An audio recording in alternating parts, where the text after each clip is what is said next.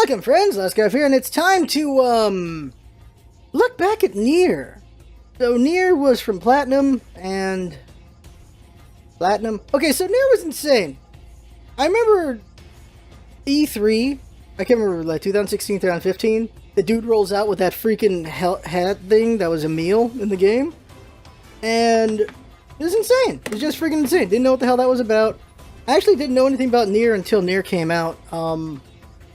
Having played Drakengard's, and then I knew about Nier, but I never played it, and people wanted me to play Nier before playing Nier Automata, but, no.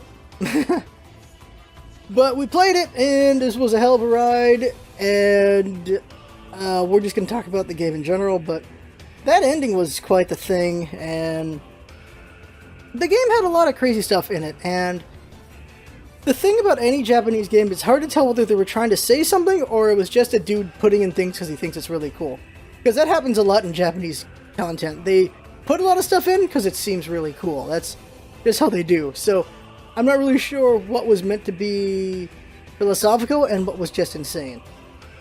And there's a chance it could have all just been insane. But going through the whole thing, just going from the start, you got 2B, she's leading a team. And you could talk about, there's some things you could analyze and wonder if there's significance to it, like the fact that whoever's the lead is the white ship. Like, I noticed that right at the best, like, whoever's the lead at the moment is the white ship. PB's the white ship now. She wasn't the white ship prior because she wasn't the lead at the moment. And when it's just her and 9S, she's the white ship. That was something I noticed out of curiosity. You're like, oh, okay.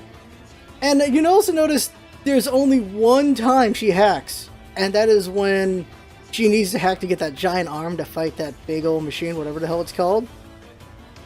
And it was pretty cool that we got to see 9S's side of things. I did not expect that, which I guess I should have. But that whole thing, my understanding is up to the black box was all the demo. Like, everything up to the black box was the demo. So that's a hell of a demo to have, that they get killed and everything.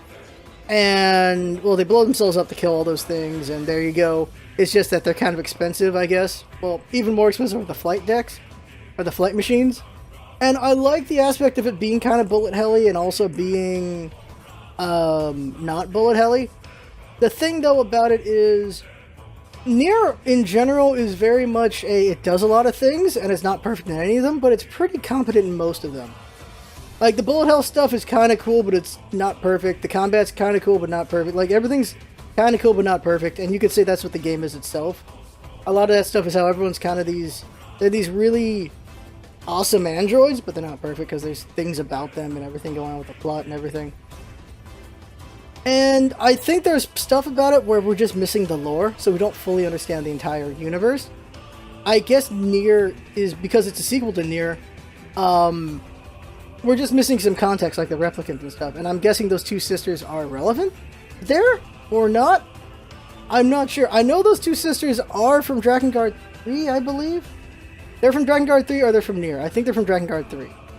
And that was kind of just like oh hey, these machines look like these other people kind of thing. Although, I think Drakengard and Nier are in the same universe, aren't they? It's so goddamn... Yeah, they are in the same universe. And that's so freaking weird that they're in the same universe, because Drakengard is balls insane. Like, medieval fantasy, and then you've got Nier, which is super duper in the future, which is sci-fi fantasy.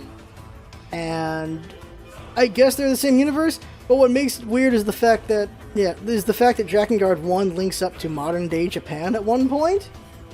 And I don't know if it's supposed to be time travel or dimension travel. If it's dimension travel, fine, but if it's supposed to be time travel, then how the hell do we get Drakengard and all that to modern day to Nier? I don't know. It's honestly, I think it's just all insanity that they just slapped together, especially after playing Drakengard.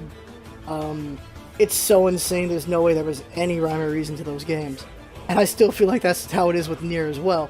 It was like, here's all these ideas. How do we make them work? Oh, we don't, but they'll work out anyway. The game is solid. The biggest criticism I have for the game is just the open world.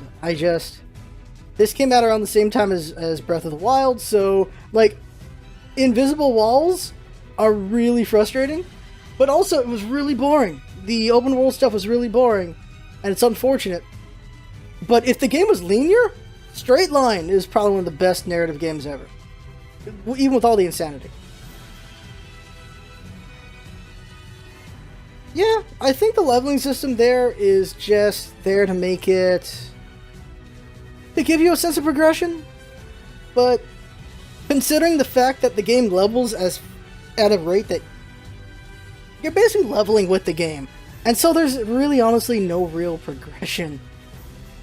I guess because you feel like you're progressing because you're buying more equipment, and you're upgrading things, and you're getting more chips and everything, so you have a sense of progression there. But an XP system just contextually in the world itself makes no goddamn sense when you think about it.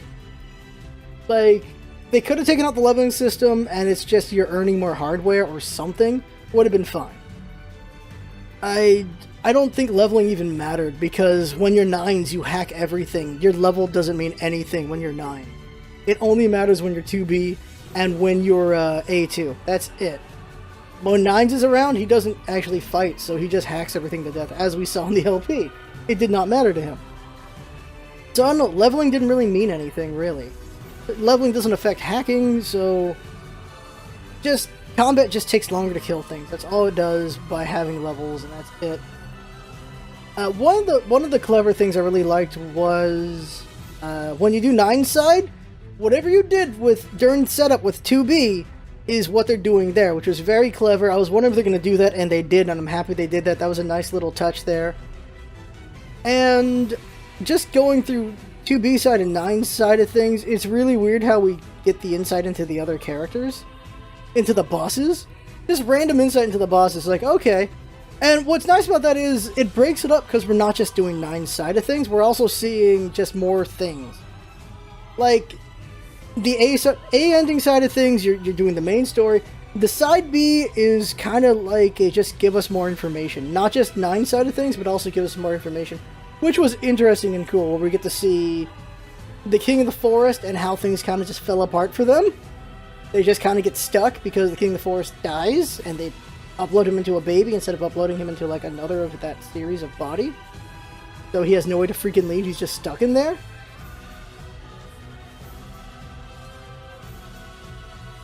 You think it's stuff?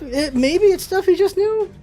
You never really see him run into this information. He just starts talking about the information. Like, I guess you could say he got it from hacking.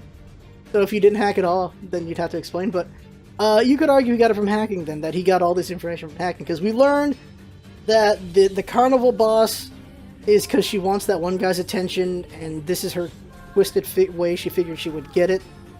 But it never leads to what she wants, so she just kept going down that road anyway, for some weird reason.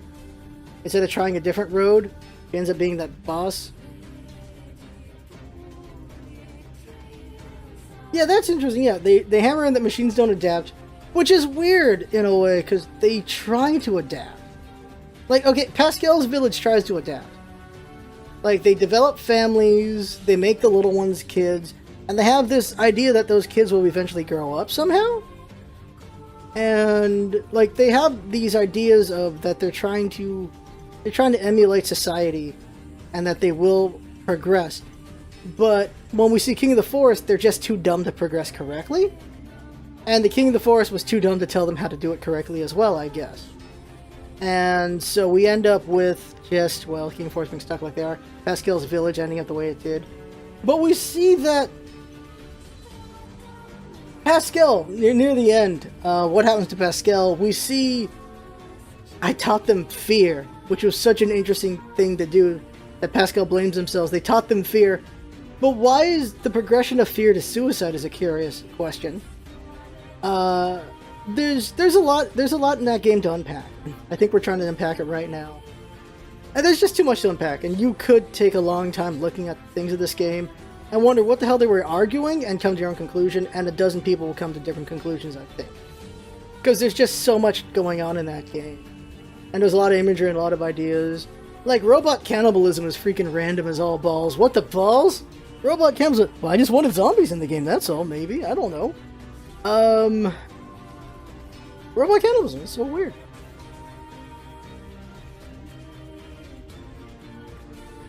I think this is the thing that anyone talking about this game is going to have a lot of interesting theories, and Jinx has the theory of that. 9's is Adam and 2B is Eve.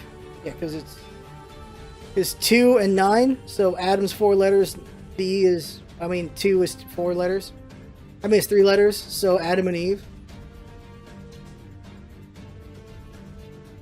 Yeah, this is the thing as well, isn't it? Nines is so much like Eve in this game, and 2B, I don't know if you could say she's like Adam. Can you say she's like Adam? Not really. I think just Nines and Eve have a parallel in what happens when they lose their teammate, when they lose their partner. And yeah, you have them just, they're both very lost without their person. Eve is different from Eve's different from Nines though, in that Nines existed before 2B happened. And he just loses the ability to cope for some reason. When he's, I don't know. It's weird with Nines because he's been around, machines live and die, but for some reason he gets so attached to 2B and he just loses his crap when she.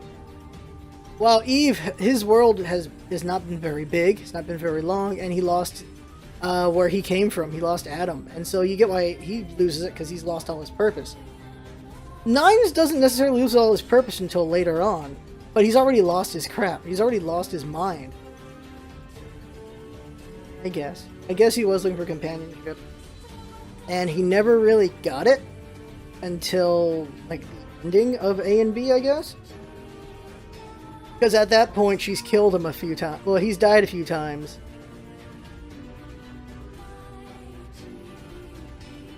So that's kind of insane. I remember reading that somewhere, that 2B's job is to kill 9S. Or she's supposed to kill anyone who gets too close, but 9S is the one who always does it because he's so curious, I guess. Because he's Wolverine. He's the best he is at what he does in scanning, and scanning's what he's good at. So 9S is just the best scanner, and he's just very inquisitive. And he's able to hack better than everyone else, so he finds the information. And so 2B's there to kill him, and 2B just gets really tired of killing him over and over and over again. And I guess they erase him as well, so he doesn't know that.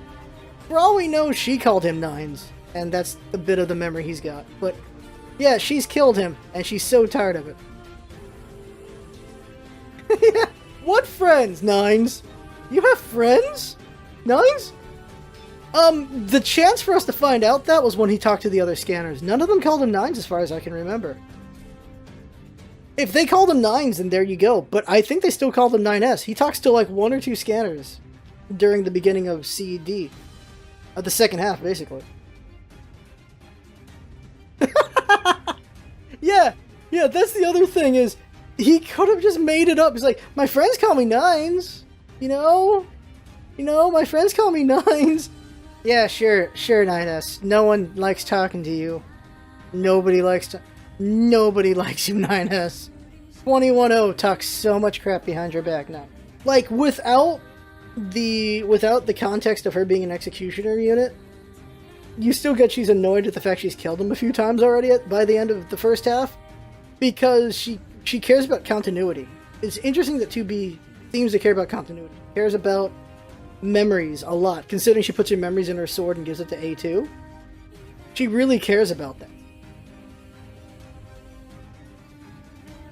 What's weird about that is, as far as we can tell, A2 has not linked up back with Yorha since her first mission. So she's just based on A2, but I don't think she's... Whatever she sent back up to base, but that's it. Because the impression they give is A2's just been rogue and just killing machines ever since her first mission. That's the only interpretation I've gotten from that. Because that's all I've got. Like, A2 disappears, no one knows what happened to her. All we know is she's a fugitive when we find her when we're 2B and 9S. And that's it. Also, why'd she kill the King of the Forest is really... She just shows up and kills the King of the Forest. Out of nowhere, she just shows up and kills him. Which is weird.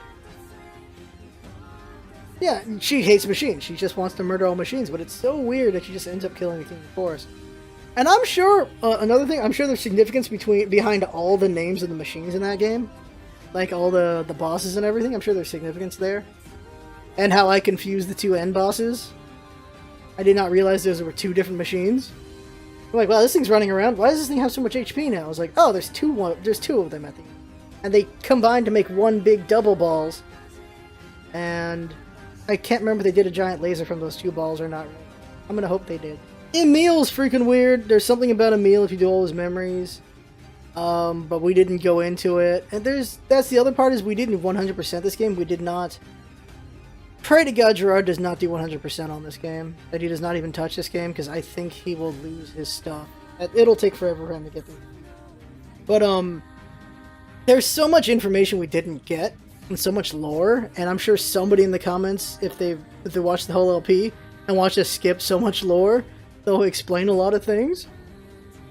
Somebody out there has got to have done a video just like with Dark Souls, explaining all the lore, or they're working on it right now, because there's a lot of lore to get in, I think.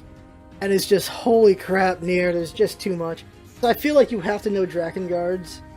I don't think you need to know Drakengard 1 and 2, but 3, just because the twins are in it. And probably Nier, to get a better grasp of Nier Automata. But at the same time, we don't even know if the left hand knows what the right hand is doing when they were making this game anyway. They could just make random references. It's the thing about any sequel so long down the line, who knows what they're thinking of when they're making it, and what they're trying to say. Essentially, anything in here could be a retcon of something earlier, or it could link up, we don't know. I don't, because I'm not going to go back and look, but it's just a crazy game, I don't know. I'm actually curious if the twins are the originals or not. Or, because I'm confused by that. Are the twins actually the ones who did it? Or did they just decide to punish all of the twins by programming them to feel regret? That is pretty dick. That is pretty dick. And there are things you could read into, like the twins. The concept is the twins don't give up because they have each other, which is such an interesting idea there. Of, by having each other to bounce off of, they don't give up. They have someone to lean on always. That is an interesting idea, and it would be interesting to see that explored in the future with maybe another game, or just the concept of AI itself. What if you had two AIs instead of just one? Would they Cain and Abel, or would they stick together in a way and work off each other? That would be fascinating as far as AI theory goes. The music's really good. I know I had complaints at the start, because there are times when the music's just way too calm and I'm murdering the balls out of so many robots. It was weird. Like, it's really epic a lot of the time, but at the beginning they were just really calm at epic points, which was weird. I don't know. But it was the soundtrack's really good, and they did freaking Weight of the World 5 different ways, which is nuts. And I like that the final battle is essentially a bullet hell.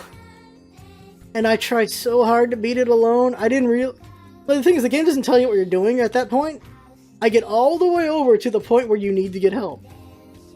As far as I know. Like, unless you can get help earlier, if you're just not that good at it, I get all the way to the point where it's getting extremely intense, and I'm trying to get through it. Could not get through it. And so you needed to get help, and the concept of their data gets deleted if they die. And I purposely waited for when one said 2B data.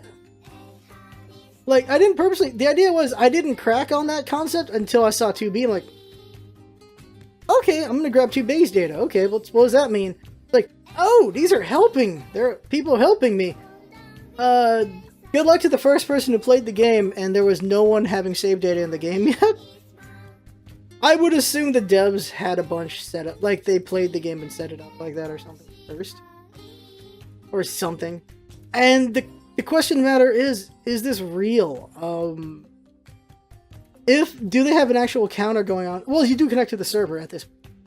So, I guess, yeah, they're like, okay, these are all the names of people who have given their saves, and when it gets destroyed, they're gone. They're stricken from the list. Maybe. Or they're BSing. I don't know. I just want to know if anyone's beaten this thing without getting help. And I tried. And it was intense. And it's doable. I've seen some really good bullet hell players. But damn, I could not pull it off, and I tried pretty damn hard. But I like it ends up as bullet hell. And I like how... What I found interesting was... They do have genders in their voices. How the male machine is the one that cracks on emotion first. Which I found interesting. And I think it's because he was with 2B, where 2B tries to hide what she is. What she thinks and feels about things, but she does have some thoughts. But he's the first one to go, please don't die, to the other one. But there's hints both of them kind of might feel something. Some of them, they're themselves are kind of fighting against a concept of self, and it's him that cracked, which I didn't see coming. I thought he was the more hard-nosed one, and it was going to be maybe the girl machine that does it, but no, it's him that does it. And he's like, I don't want to delete the records. I'm like, holy crap, what? It was quite an interesting surprise. Like, I don't want to do it. Like, she already did it. It's like, I'm deleting my side. How about you? It was like, I don't want to. I don't want to. He's like, oh, that's interesting. And then it leads into the final ending, where you got to fight to maintain the data, which is interesting. And then they just rebuild the three of them. Because, why are they rebuilding the three of them? Because they're the only memories they have, I guess, at this point. You've got 2B on the sword. 9's his body's still kind of there, and A2's body's still kind of there. By the way, 9's killing himself on accident on A2 when he kills her. What the fuck? He straight up gets the kill shot and falls into her sword like a dumbass. We've talked about this a little bit already, but I get what they're trying to do. He's lost. He doesn't have his purpose. He doesn't have what he's lost what it all meaning, and he just doesn't. He's just a bitch. He's just such a bitch at this point. A2 is willing to keep fighting despite the fact there's no real purpose. Kind of because she's just always been fighting. I don't think even like learning the truth just isn't enough for her. She's like, so we just keep going, and that's probably why I picked her anyway. Because if I found out it was all a sham, I'd keep going anyway. I would keep going, and that's what she does. Like, it's a fundamental choice of, if you learned it was all false, everything that you knew and everything you did was actually no real purpose to it, would you keep going? 9's is no, and A2 is yes. And so I picked A2, also because I don't like 9's at this point anymore. Well, I never really... No, I like 9's at the beginning. I like 9's at the beginning. I started to dislike him after he started going on his bloody rampage, I think. Yeah, I did. The second half ruined 9's for me. Because in the first half, I'm like, oh, he's kind of... He just wants a friend. He's Milhouse. 9's is such a Milhouse to me. He is such a Milhouse to me. Like, he just wants friends, but he's a little whiny at the same time. But, okay, he's a little bit better than Milhouse, because Milhouse is only whiny. But 9's is a bit whiny, but he still tries. He's more Charlie Brown. He doesn't know his best friend keeps killing him, though, at first. Like, this iteration we see that he knows at this point. It's like, it's okay, kill me. Okay, but after he loses 2B, he just loses his crap. It's like, I don't care for you anymore, 2B. I mean, 9S. I don't care. I was really curious if 2B was going to manifest in the sword. Like, do a bit more from the sword. Because we only see her annoying A2 for like a minute. And I guess at that point she's supposed to have just melded with A2. So the idea is 2B and A2 have kind of come together a little bit. And they're Abe2 or Ba2. Tuba. They're Tuba! Oh my god! Oh my god! If there was at any point where you could get a weapon that's actually a tuba, that would have been hilariously meta. Like, oh my god, that would have been great. Because there's those little cosmetics you can get, like the bows. I wish there was a third bow to give A2. Oh god! We didn't talk about the cult that wants to be God. Die and become God is so freaking that is insane. Like, okay, what are all the insane things? This cannot continue, this cannot continue, this cannot... And it doesn't. They... With the help of Adam and Eve and... Because I don't know... No, they weren't part of the contingent for it to end, but they did help get towards the end point where they were going to destroy Yorha. But yeah, this cannot continue, and so Adam and Eve show up. And that's some of the machine's way of just like, okay, we need to move forward. And then Yorha's is, well, we're supposed to end at some point, and this is when they're going to end. And a little thing is, if we got 6-0, her flower, we actually get to see 6-0 before she dies to the virus, and she says thanks for the flower. It's too bad we missed that. I like 6-0, she seemed nice. She's like a... She just wants to see the world, but she doesn't get to because she's just an operator. And it's too bad for her, but she has hopes and dreams, and she dies. Doing the side quest, the few that we did, we see that there were android units that didn't want to fight. they wanted to leave and do their own thing. And they ended up dying for whatever reasons, and you end up killing some of them as well. You kill some renegade units. You find the dead body of another unit that tried to get away, but she just wasn't strong enough, so she got killed.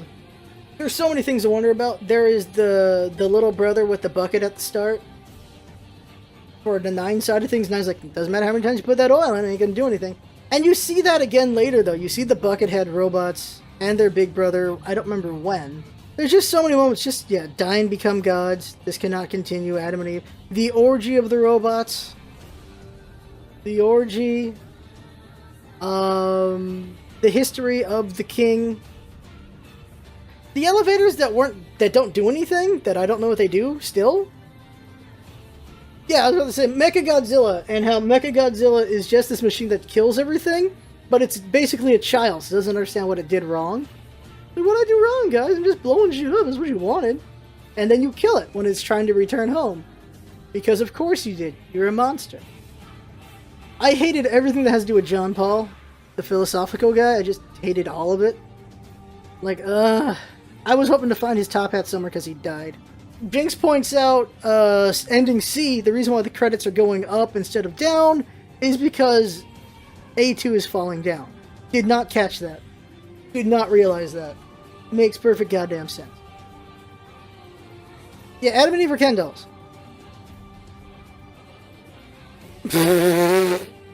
Oh my god. Okay.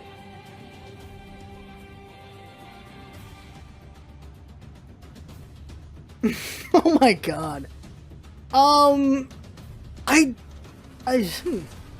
Yeah, we see that they're Ken dolls, and we know that she's a Barbie doll because we see all the other bodies and everything.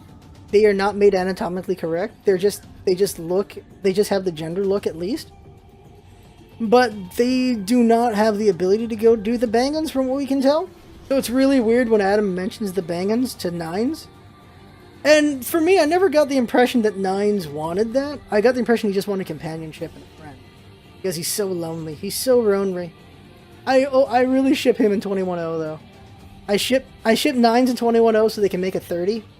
They can make a 300. 300s, I guess. Just combine all that stuff. I never shipped him in 2B. And I don't ship 2B with anybody. Because she's such a cold bitch. It was 9's and 21-0 I liked. I liked as an OTP. If there's any OTPs in this freaking... But, him and her I saw as brother and sister. More so than anything else. Which is a parallel between Adam and Eve. Because those are two brothers. And so him seeing 2B as a sister is what I see. I see it as a sibling relationship between the two of them. And so, as far as anatomically correct and them having bangable parts. Bangable ports? Oh my god. It doesn't bother me in any way. Yeah, everyone wants to bang 2B. We've noticed this by all the drawings that have come out of this freaking game. There's a lot of it. Holy crap. Are you honest? Yeah, okay. Yes, everyone wants to bang 2B, me included. There you go. Closing summary, I think this would have been an amazing linear experience. I think it would be a 10 as a linear. I just did not care for the open world. Like, it's there's side quests, it's the only way to get the other 21 endings, is do all that stuff. Well, your choices could have led to other endings, I guess, but... Well, one of the choices does lead to an ending. If you kill freaking Pascal. It's like, oh, whoops, we needed him. The end. But, I think it would have been an amazing linear experience. For damn sure. And all that crazy stuff they do and everything. I thought it was a solid game for the most part. Will it be in the top 10 at the end of the year? Maybe. Maybe it'll be 11. I don't know. It'll be an honorable mention at least. I don't know what number 1 is yet. Probably Breath of the Wild's up there though. Because that was an experience. And Nier did have the unlucky time of being out during Horizon Zero Dawn and Breath of the Wild. Like, oof. Those games were very open world, very strong at the time. And this had to compete with those games. Having a very limited open world. And so, I don't know, the open world stuff just felt really weird. Very closed off. But there was some pretty good stuff in there. Oh, by the way, I crashed near the end, and there's that part where you go through the tower as A2 after 9S, and if you skip all the people that we killed in the LP, because I had to go back through that area, they're all still dead anyway, which I thought was an interesting. Because I had to do that part again, I did not kill anything and skipped them with 9S because I wanted to see if they'd still be there, and they were not. They were all dead. She's like, "Well, it looks like 9S killed them." No, it didn't. It's so weird. So many other parts are just so linked up, but that part is like, nope, which was curious. I don't think there's anything else. Went over all the crazy stuff. Really sucks that you all those people died. Oh, the hacking stuff was very interesting when you get hacked during combat. Really screws with the eyes, though. That was interesting, though. Like, because that puts it on the other foot of not only can you hack things to ruin them, but you can get hacked and you can get ruined too. That was pretty cool. The game had a lot of great ideas and it performed most of them pretty well, and some things not as well. And there's just, I feel like they shotgun so many ideas. Because there's random animals, you can ride them. Okay. And you can fish. Never upgraded the robots because you had to take the tedious time of foraging, and we never did that. And I don't know, there were things that were really great and things that just weren't. And overall, I'd say it's definitely above average. And I'd give it like, yeah, an 8 or... I'd give it an 8 or a 7. At the end of the day, as far as the review goes, if comparing things, definitely give it that score. Because it's above average. But it had its shortcomings.